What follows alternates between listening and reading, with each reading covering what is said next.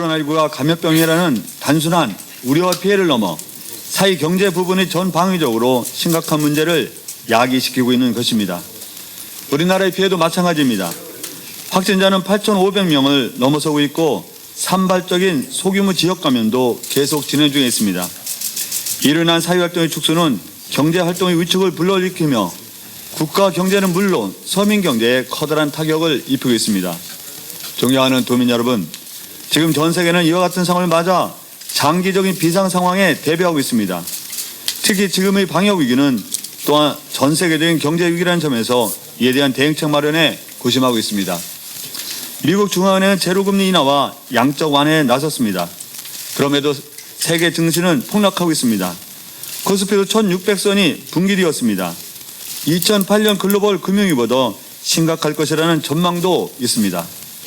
무역과 통상 등 전 방위적으로 우리 경제에 유례없는 타격이 예상되고 있는 것이 현실입니다. 더욱 심각하고 걱정스러운 것은 지역경제의 위축입니다. 일상적 사회활동에 마비되면서 민생과 지역경제가 침체되고 있습니다. 코로나19의 장기화에 대비하면서 더욱 비상한 각오로 지역경제와 민생을 더욱 챙겨야 할 시점입니다. 저와 15개 시군 그리고 도의회는 오늘 비상상황에 처한 우리 지역경제 해결을 위해 더욱 비상한 각오로 임하겠다는 다짐의 말씀을 드리고자 이 자리를 마련했습니다. 먼저 경제적으로 취약한 부분을 더욱 빈틈없이 살피기 위해 코로나19 긴급 생활 안정자금을 지원하겠습니다. 15개 시장 군수님과 저는 어제 지방정부회의를 개최하고 지금 현 상황에서 코로나19로 인한 소상공인을 비롯한 경제적으로 가장 취약한 계층에게 생활 안정자금 지원이 무엇보다도 시급하다는 데 인식을 함께하고 긴급 지원하기로 최종 결정했습니다. 도내 소상공인은 모두 13명이 넘습니다. 현재 소상공인 피해는 무엇보다 심각합니다. 이번 코로나19로 매출액이 80% 이상 감소한다는 분석도 있습니다. 지난 2월 충남연구원이 발표한 코로나19로 인한 충남 소상공인의 영향 모니터링 및 대응 방안에 의하면 매출액은 89.1%가 감소하고 방문객, 이용객은 80.9% 감소했다고 호소하고 있습니다. 업종별로는 숙박 및 음식점업 92.6%, 서비스업 87.8%, 도소매업 77.4%, 제조업 67.5%가 체감 경기가 악화되었다고 응답하였습니다.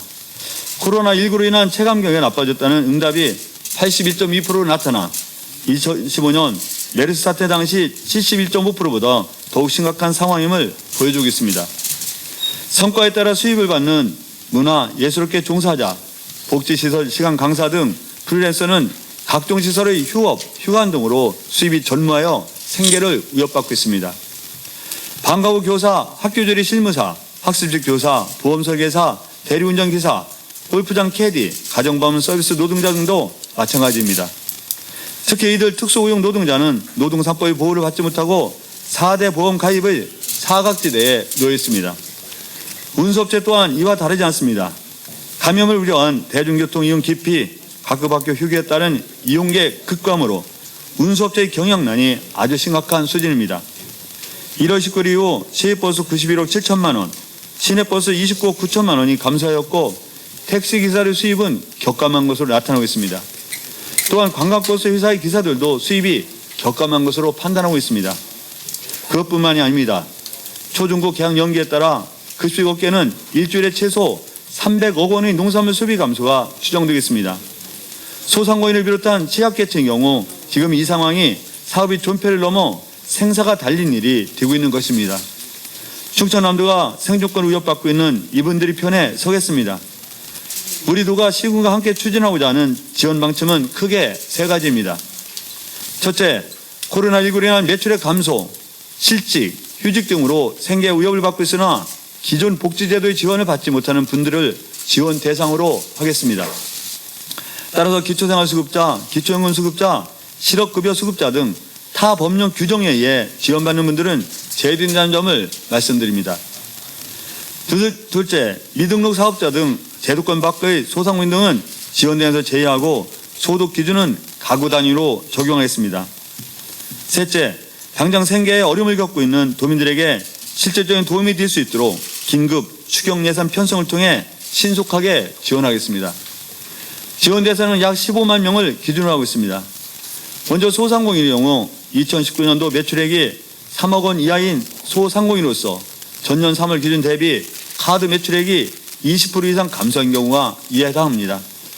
여기엔 10인 미만 광업, 제조업, 건설업 및 운수업, 5인 미만 그 밖의 업종 등 약 10만 명이 포함되는 것으로 파악되고 있습니다.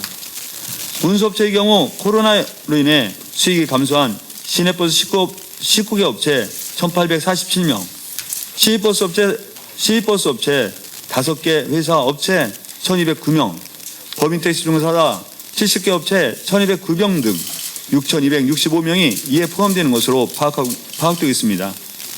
이 밖에도 실직자나 일용직 등 비정규직 근로자 4만 5천여 명 중에서 기준 중위수도 80% 이하인 자와 기타 특별히 필요하다고 인정하는 자 등입니다.